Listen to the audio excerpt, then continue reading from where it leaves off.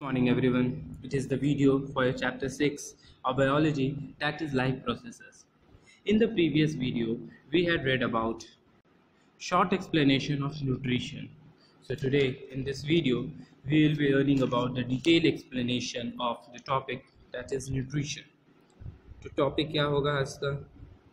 Nutrition. Nutrition का मतलब क्या होता है? तो हम लोग प्रीवियस वीडियो में पढ़ चुके थे कि न्यूट्रिशन का मतलब पोषण होता है या फिर to obtain energy from other sources. और वो अदर सोर्स कौन कौन है? तो प्लांट्स थे, एनिमल्स थे, जिन्हें हम फूड कार्बन के फॉर्म में हम लोग उसको इनटेक करते हैं. So the question arise over here that why do we need nutrition. सबसे पहला question, why do we need nutrition. क्यों ज़रूरी है न्यूट्रिशन हम लोग के लिए? तो सिंपल वर्ड होगा कि we need nutrition to get energy for various purposes. इसका आंसर क्या हो जाएगा?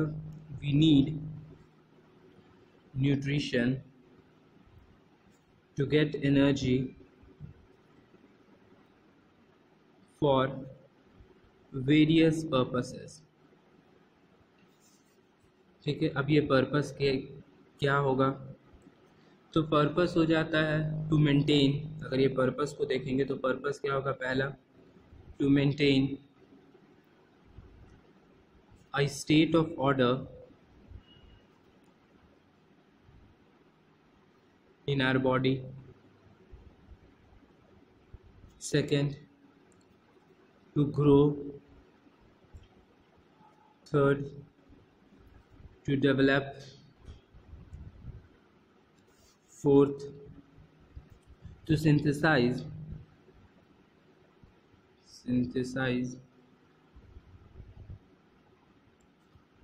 protein and other substances. Okay, तो हमें पता है कि न्यूट्रिशन का मतलब क्या होता है? To obtain energy from outer sources. ठीक है, अब ये आउटर सोर्सेस कुछ भी हो सकता है, whether it can be plant source, animal source, और ये हम लोग किस फॉर्म में लेते हैं? तो कार्बन के फॉर्म में लेते हैं. हमें न्यूट्रिशन क्यों चाहिए? क्या ज़रूरत है इसका? तो सिंपल, एनर्जी के लिए, क्योंकि हमारे बॉडी में बहुत सारे प्रोसेसेस होते रहते हैं. ठीक है, तो सबसे पहला क्या था? To maintain a state of order in our body. Maintain state of order का मतलब क्या हो गया? हमारे हाइट वेट को मेंटेन करने के लिए, हमारे पोस्चर को, हमारे सिटिंग हैबिट, स्टैंडिंग हैबिट, ये सब पोस्चर को मेंटेन करने के लिए, सारे चीज़ के लिए न्यूट्रिशन का ज़रूरत होता है. ग्रो के लिए होता है, ग्रोथ के लिए हमारे बॉडी का, हमारे बॉडी के डेवलपमेंट के लिए होता है. ठीक है, जो भी सेल डाई करता है या फिर जो टिश्यू डाई करता है उसका डेवलपमेंट के लिए होता है. जो हम लोग खाना खाते हैं उसको सिंथेसाइज प्रोटीन के फॉर्म में उसे वो कन्वर्ट करता है. Then the next question again arises over here, that how do living things get their food? Okay, the question is, how do living things get their food? Living thing अपना food कैसे खाते हैं? तो the living thing get their food from, तो जो भी living thing होते हैं, living thing get their food from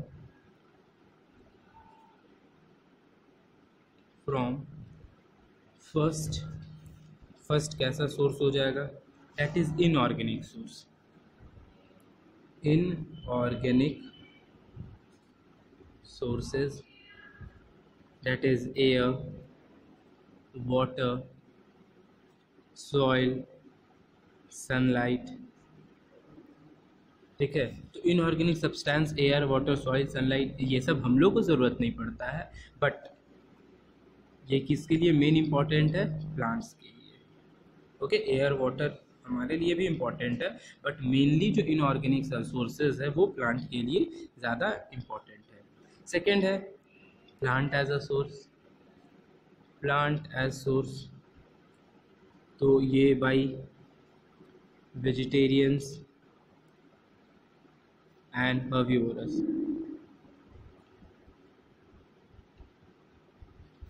ठीक है, तो दोनों चीज़ इसका यूज़ होता है। थर्ड क्या हो जाएगा, animal as source. Animal as source, तो ये कौन यूज़ करते हैं ज़्यादातर, बाई नॉन वेजिटेरियंस और कार्निवोरस। ओके, तो हम लोग को तीन मीन्स तीन फॉर्म में मिलता है, इनऑर्गेनिक सोर्स से, प्लांट सोर्स से, एनिमल सोर्स से। तो इनऑर्गेनिक सोर्स मेनली प्लांट्स लोग के लिए यूज़ होता है। प्लांट्स अगर अलाइव करेंगे तो फिर वेजिटेरियंस हर्बीवोरस अलाइव कर पाएंगे, वेजिटेरियंस और हर्बीवोरस अलाइव कर पाएंगे, तब non vegetarians and carnivorous alive कर पाएंगे, जिंदा रह पाएंगे। तो सारा जो है वो इंटर रिलेटेड है। ओके, सो अब हम लोग नेक्स्ट टॉपिक जो पढ़ेंगे वो क्या होगा, हमारा जो नेक्स्ट टॉपिक होगा that is autotrophic nutrition. Autotrophic nutrition का मतलब क्या हो गया, तो हम लोग नेम से ही जान सकते हैं। ऑटोट्रॉपिक, ऑटो का मतलब क्या हो गया, सेल्फ, एंड ट्रॉप का मतलब क्या हो गया, फूड। तो जो खुद से फूड बनाए उन्हें हम क्या बोलेंगे, ऑटोट्रॉपिक।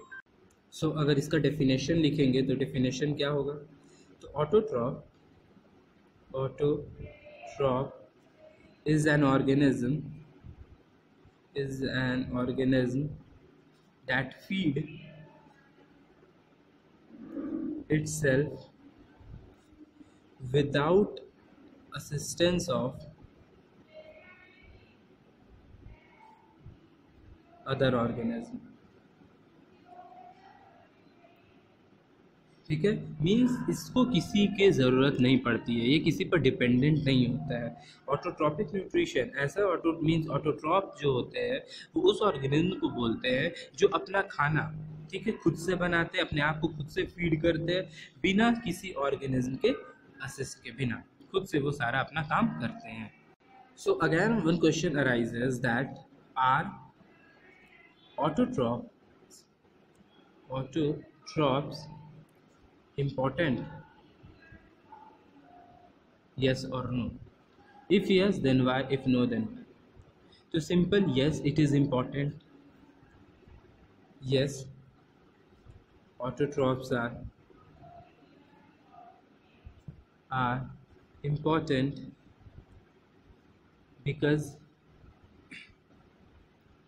they are the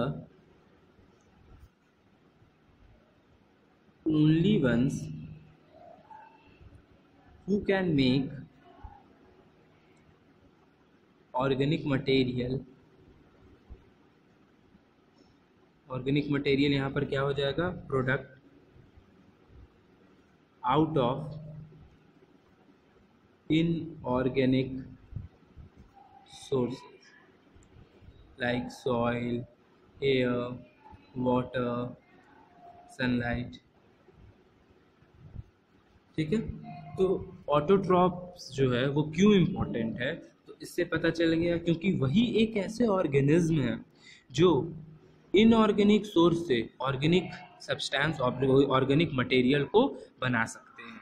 क्योंकि हम एयर, वाटर, सनलाइट, सॉइल, ये सब से हम कभी भी फूड प्रिपेयर नहीं कर सकते हैं। हम फूड किससे प्रिपेयर कर सकते हैं, प्लांट से, एनिमल्स से, ठीक है, ये सब से कर सकते हैं। हम कभी भी एयर, वाटर, सनलाइट, सॉइल से फूड प्रिपेयर नहीं कर सकते हैं। तो ऑटोट्रॉप्स का होना बहुत ही इम्पॉर्टेंट है। अगर ये नहीं होंगे तो कोई भी लिविंग ऑर्गेनिज्म एग्जिस्ट ही नहीं कर पाएगा, कभी ऑर्गेनिक मटेरियल प्रोडक्ट जो है वो फॉर्म ही नहीं कर पाएगा। अगर सिंपल टर्म्स में देखेंगे तो no life can exist without them. Autotrophs बहुत इम्पॉर्टेंट है, इनके बिना no life can exist without them.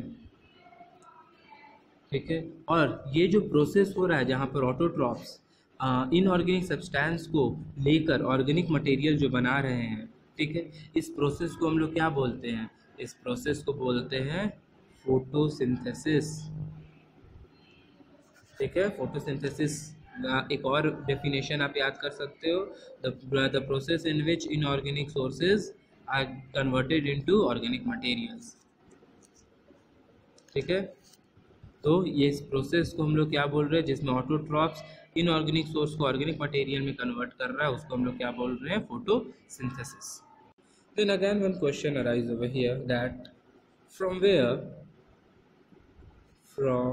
where do we get oxygen and how? ठीक है, फोटोसिंथेसिस प्रोसेस हो रहा है, इनऑर्गेनिक सब्सटेंस ऑर्गेनिक मटेरियल बन रहा है, लेकिन ऑक्सीजन हम लोग को मिलता कहाँ से है? तो इसका सिंपल आंसर हो जाएगा, we get oxygen from plants. Okay, ये तो सिंपल है, सबको पता है, प्लांट से ही हम लोग को ऑक्सीजन मिलता है। Plants make their food using inorganic sources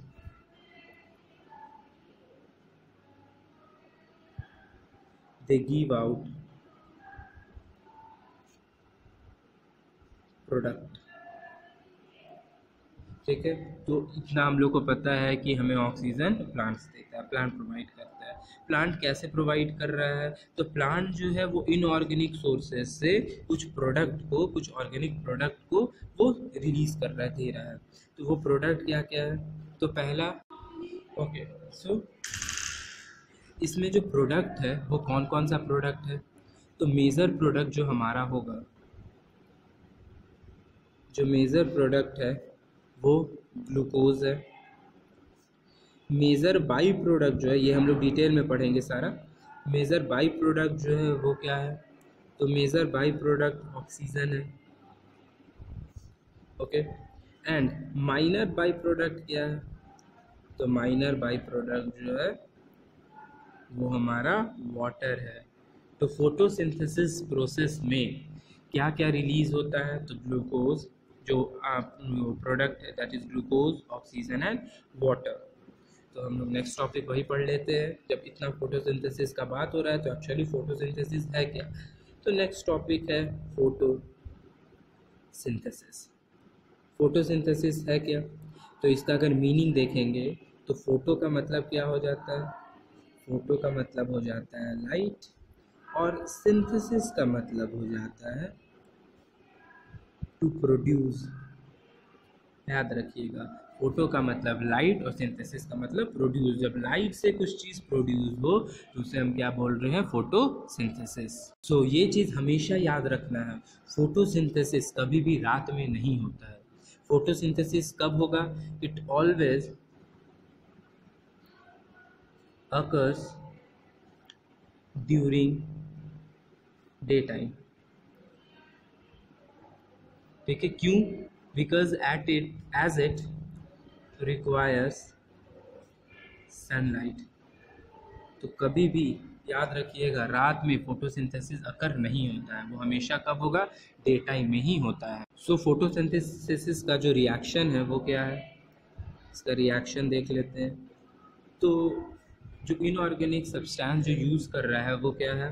that is 6CO2 plus 12H2O in the presence of sunlight and chlorophyll.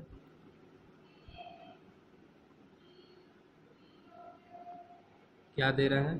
C6H12O6 plus 6O2 plus 6H2O। ठीक है, तो ये हमारा कार्बन डाइऑक्साइड, ये वाटर।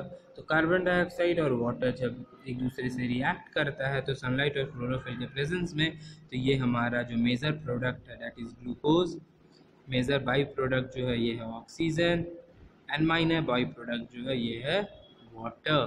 तो ये तीनों चीज़ क्या होता है? रिलीज होता है। ओके, अब कुछ स्टेप्स है।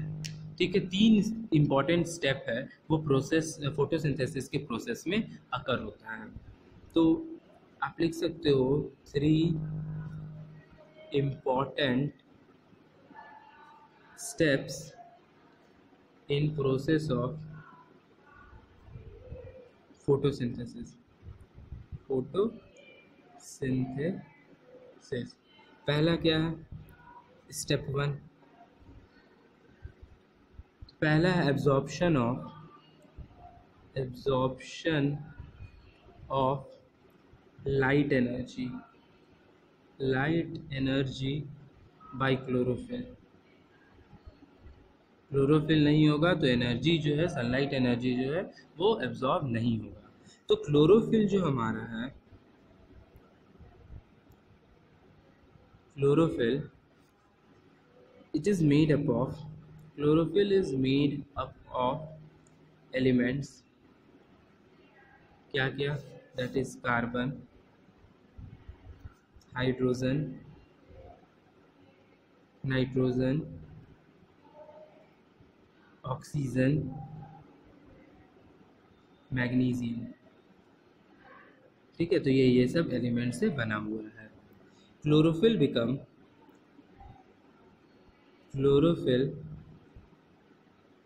becomes excited in the presence of light। जैसे ही इसको लाइट मिलता है ये थोड़ा एक्साइटेड मोड में आ जाता है, and this initiates process of photosynthesis.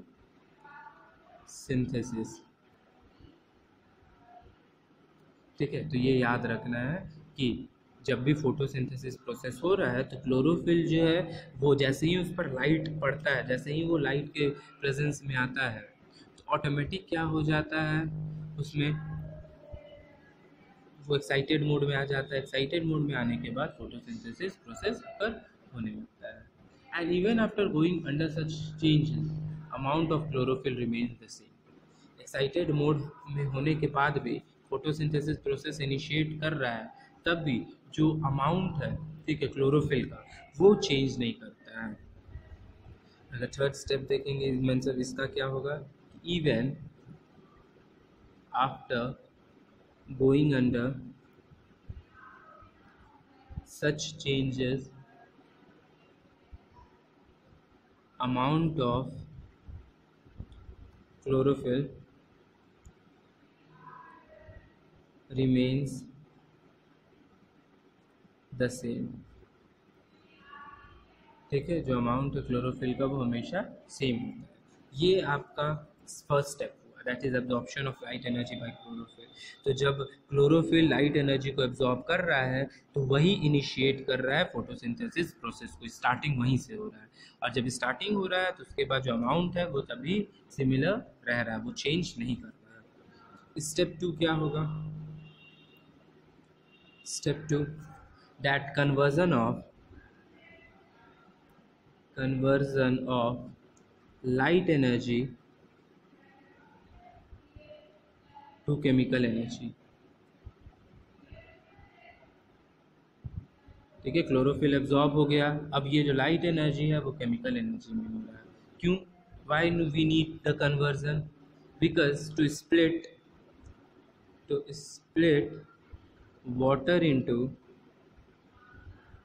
Hydrogen and oxygen. ठीक है, इसीलिए ये जो लाइट एनर्जी है उसका कन्वर्जन हो रहा है केमिकल एनर्जी में। क्यों, क्योंकि ये वाटर को हाइड्रोजन और ऑक्सीजन में स्प्लिट कर देता है। कैसे, तो 2H2O जो है ये 2H2 प्लस O2 के फॉर्म में ये रिलीज हो जाता है। And why we need to split water, इसके बाद थर्ड प्रोसेस में क्या होता है, फिर वाटर भी ये स्प्लिट करता है। पहले तो हाइड्रोजन, ये जो वाटर था वो स्प्लिट हो गया हाइड्रोजन और ऑक्सीजन में। तो ये क्यों ज़रूरी है वाटर को स्प्लिट करना, तो स्प्लिट करना वाटर को ज़रूरी है, ये हम लोग स्टेप 3 में देखेंगे। तो next step is step 3। Step 3 में होता क्या है, तो रिडक्शन होता है। पढ़े हो आप लोग रिडक्शन एंड ऑक्सीडेशन। तो reduction of carbon dioxide to carbohydrate. ठीक है, अब कार्बन डाइऑक्साइड कार्बोहाइड्रेट में चेंज कर जाता है।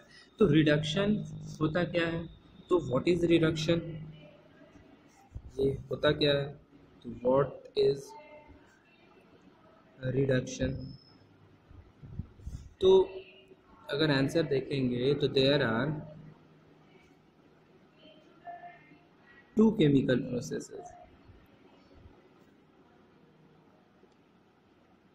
पहला क्या है, ऑक्सीडेशन। ऑक्सीडेशन का मतलब क्या होता है, टू इंट्रोड्यूस ऑक्सीजन, ऑक्सीजन को इंट्रोड्यूस करवाना, या फिर टू रिड्यूस हाइड्रोजन, इसी को हम लोग बोलते हैं ऑक्सीडेशन प्रोसेस। और रिडक्शन प्रोसेस क्या होता है, that is to introduce hydrogen. ठीक है, हाइड्रोजन को इंट्रोड्यूस करवा दिया जाता है, या फिर टू रिड्यूस ऑक्सीजन। तो जिसके चलते रिडक्शन प्रोसेस होने के चलते हम लोग क्या कर रहे हैं, हाइड्रोजन को इंट्रोड्यूस करते हैं, जिसके चलते वो स्प्लिट हो जाता है, जो वाटर है वो ऑक्सीजन और इसमें हाइड्रोजन में स्प्लिट हो जा रहा है। तो जब अगर आप देखोगे तो 6CO2 जो है यही चेंज हो रहा है C6H12O6 में, ठीक है, यही चेंज हो जाता है। तो जब कार्बन डाइऑक्साइड में रिडक्शन हुआ, ठीक है, कार्बन डाइऑक्साइड में रिडक्शन हुआ तो वो कार्बोहाइड्रेट में कन्वर्ट हो गया। रिडक्शन का मतलब क्या, हाइड्रोजन इसमें इंट्रोड्यूस कर गया। तो आप देख सकते हो हाइड्रोजन इंट्रोड्यूस कर गया। हाइड्रोजन इंट्रोड्यूस करने के बाद फिर अब हो क्या रहा है, यहाँ पर आप देख सकते हो कि जो कार्बन डाइऑक्साइड था वो चेंज होकर ग्लूकोज में बना। तो यहाँ पर रिडक्शन प्रोसेस कैसे हो रहा है, तो ये आप देख सकते हो कि हमारा जो ऑक्सीजन है यहाँ पर कितना है, ऑक्सीजन हमारा 6×2 दैट इज़ 12 है। हाइड्रोजन यहाँ कितना है, 0 है। जैसे ही रिडक्शन हुआ, रिडक्शन का मतलब क्या हो गया, हाइड्रोजन को इंट्रोड्यूस करना और ऑक्सीजन को रिड्यूस करना। तो यहाँ पर आप देख सकते हो इस प्रोडक्ट में ऑक्सीजन यहाँ पर कितना हो गया, 6 हो गया, 6×1, ठीक है, दैट इज 6, रिड्यूस कर गया ये। और हाइड्रोजन कितना हो गया, 12×1 दैट इज 12, ये इंट्रोड्यूस हो गया। आप खुद देख सकते हो कि ये जो रिएक्शन है, केमिकल इक्वेशन है, इसमें ऑक्सीजन यहाँ पर ज़्यादा था, हाइड्रोजन था ही नहीं। लेकिन रिडक्शन होने के बाद ऑक्सीजन का जो नंबर था वो डिक्रीज कर गया और हाइड्रोजन जो था वो इंक्रीज कर गया। तो how to know that your chemical equation is correct, तो सिंपली हम लोग देख सकते हैं कि जो राइट साइड में और लेफ्ट साइड में और राइट साइड में जो प्रॉपर एक बैलेंस होना चाहिए। तो यहाँ पर बैलेंस तो है नहीं, लेकिन जब आप इक्वेशन पढ़ते हो प्रॉपर जो फोटोसिंथेसिस का, तो उसमें क्या पढ़ते हो, 6CO2 प्लस 12H2O वो क्या देता है, C6H12O6 plus 6O2 plus 6H2। ये हमारा इक्वेशन है। इसको हम लोग कैसे देखेंगे कि ये एक बैलेंस्ड इक्वेशन। तो अभी इससे पहले देखने से पहले अभी हम लोग क्या पढ़े थे कि जो वाटर था वो हाइड्रोजन और ऑक्सीजन में स्प्लिट हो रहा था। अब वो स्प्लिट होने के लिए कार्बन डाइऑक्साइड का रिडक्शन होना ज़रूरी था, तभी वो ये हाइड्रोजन इंट्रोड्यूस हो पाता। तो ये प्रॉपर एक रिडक्शन का प्रोसेस था, ये फोटोसिंथेसिस का टोटल प्रोसेस है। अब देखते हैं कि ये कैसे बैलेंस्ड इक्वेशन। यहाँ आप देख सकते हो कार्बन कितना है इस इक्वेशन में, कार्बन हमारा कितना है, तो कार्बन जो है वो 6×1 दैट इज 6 है। ऑक्सीजन कितना है, तो 6×2 दैट इज 12 है। हाइड्रोजन कितना है, सॉरी वेट, ऑक्सीजन यहाँ पर 6×2 12 है, प्लस 12×1 दैट इज टोटल अगर करेंगे तो टोटल ऑक्सीजन 24 है। हाइड्रोजन कितना है, तो 12×2 दैट इज 24।